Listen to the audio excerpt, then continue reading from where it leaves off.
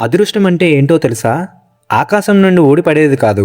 మనం కార్చే ప్రతి చెమట చుక్క రేపు మన తలరాతను మార్చే అక్షరం అవుతుంది. ఈరోజు మనం చెప్పుకోబోయే ఈ కథ ఒక సామాన్యమైన కూలీ కొడుకుది. ఒకప్పుడు తినడానికి తిండి లేక, కట్టుకోవడానికి సరైన బట్టలు లేక ఊరందరితో అవమానాలు పడ్డ ఒక వ్యక్తి ఈరోజు 100 కోట్లకు అధిపతి ఎలా అయ్యాడు? అదృష్టం వల్ల కాదు, కేవలం తను నమ్ముకున్న కష్టం వల్ల. ఈ కథ విన్నాక మీ కష్టాన్ని చూసి మీరే గర్వపడతారు. ఎందుకంటే చీకటి ఎంత గాఢంగా ఉంటే సూర్యోదయం అంత ప్రకాశవంతంగా ఉంటుంది.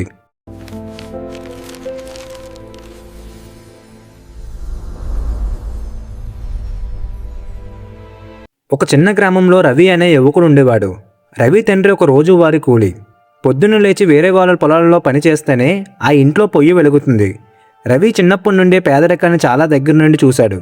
స్కూల్కి వెళ్ళడానికి కూడా సరైన చెప్పులు కూడా ఉండేవి కావు. కానీ రవికి ఒకటే కోరిక, తన తండ్రి పడుతున్న కష్టాన్ని ఎలాగైనా తీర్చాలి, తమ కుటుంబాన్ని ఈ పేదరికం నుండి బయటపడేయాలి. రవి చదువులో చాలా చురుగ్గా ఉండేవాడు. కాలేజ్ అయిపోయాక అందరూ స్నేహితులతో కలిసి సినిమాలకు, షికారులకు వెళ్తుంటే రవి మాత్రం ఒక మెకానిక్ షెడ్లో పార్ట్ టైం జాబ్ చేసేవాడు. ఆ షెడ్లో రవి పడే కష్టం చూసి అందరూ నవ్వుకునేవారు. ఏంట్రా రవి, చదువుకున్నావు కదా, ఈ జిడ్డు పట్టిన బట్టలు వేసుకొని పని చేయడం ఏంటి అని ఎగతాళి చేసేవారు. రవి ఏ రోజు ఎవరికీ సమాధానం చెప్పలేదు. తన పని తను చేసుకుంటూ వెళ్ళేవాడు. ఎందుకంటే అతనికి తెలుసు, ఈ జిడ్డు మరకలే రేపు తన జీవితాన్ని ప్రకాశవంతంగా చేస్తాయని. కాలం గడిచింది. రవి ఇంజనీరింగ్ పూర్తి చేశాడు. పెద్ద కంపెనీలో ఉద్యోగం వచ్చింది. అందరూ అనుకున్నారు రవి సెటిల్ అయిపోయాడని. కానీ రవి మనసులో ఇంకేదో ఉంది. తనలాంటి పేదరికంలో ఉన్నవారికి ఉపాధి కల్పించాలని, తనకంటూ ఒక సొంత సామ్రాజ్యం సృష్టించాలని కలలు కనేవాడు. రవి తన ఉద్యోగానికి రాజీనామా చేసి ఒక చిన్న సొంత స్టార్టప్ను మొదలుపెట్టాడు. తన దగ్గర ఉన్న కొద్దిపాటి పొదుపు మొత్తాన్ని పెట్టుబడిగా పెట్టాడు. కానీ దురదృష్టవశాత్తు మొదటి 2 ఏళ్లు రవికి కేవలం నష్టాలే మిగిలాయి. చేతిలో పైసా లేదు. అద్దె కట్టడానికి కూడా ఇబ్బంది పడేవాడు. ఆ సమయంలో ఊరు జనం మాటలు మరీ ఎక్కువయ్యాయి. చూసారా, ఉన్న ఉద్యోగం వదులుకొని రోడ్డున పడ్డాడు, తన తండ్రి కష్టాన్ని వృధా చేశాడు అని నోటుకొచ్చినట్లు మాట్లాడారు. రవి తండ్రి కూడా ఆందోళన చెందేవాడు. కానీ రవి పట్టుదల చూసి ఏమీ అనలేకపోయేవాడు. రవి రాత్రంతా నిద్రపోయేవాడు కాదు. ఒక పాత గోడౌన్లో పడుకొని మరుసటి రోజు ఎలా ముందుకు వెళ్లాలో ఆలోచించేవాడు.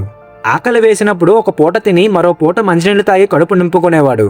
సరిగ్గా 3వ ఏడు మొదలైనప్పుడు రవి తయారు చేసిన ఒక కొత్త టెక్నాలజీకి విదేశీ కంపెనీ నుండి ఒక పెద్ద ఆర్డర్ వచ్చింది.